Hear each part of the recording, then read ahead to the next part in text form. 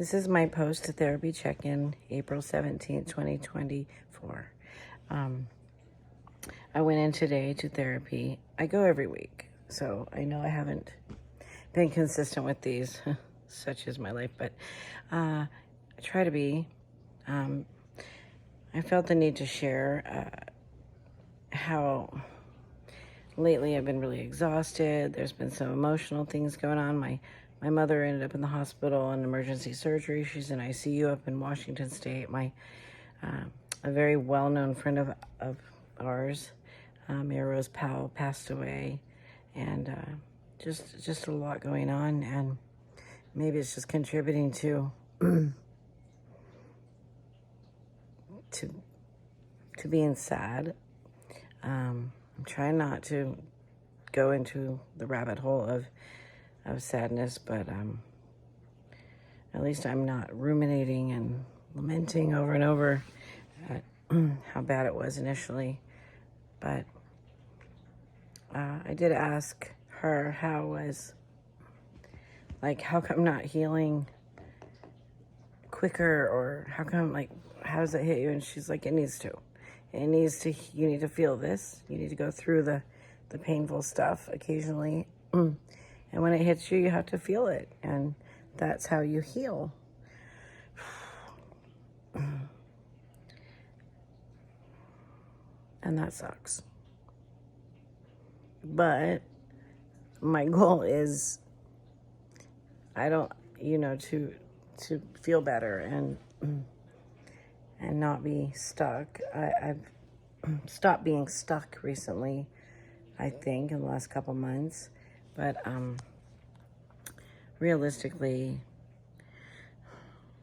if anybody's going through some sort of PTSD or a trauma or a betrayal trauma, something that came out of seemingly nowhere, and you just have to deal with it, it's going to hit you. It's going to hit you hard. It's going to be painful. It's going to make you feel like you maybe can't. Okay, I'll say what it helped, but it made me feel initially like I couldn't trust anybody. Who knew? Who else knew? And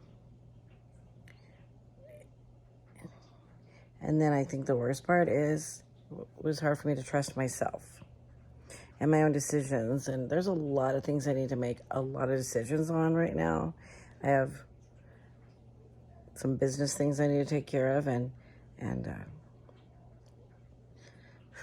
talk about being in a frozen state. I was in such a frozen state for so long, and I'm barely shaking that off. That's very frustrating.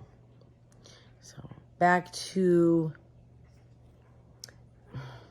today's therapy. Is what I got out of it is, it's good the feelings are coming up, and that it's important to feel those feelings. However they affect you, just let them, and that's how the healing takes place. And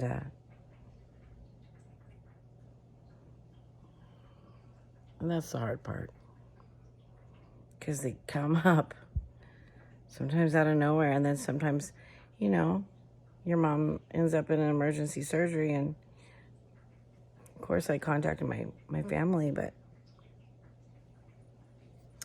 and then our common friend, Mary Rose, passed away, and I did text my ex and just said,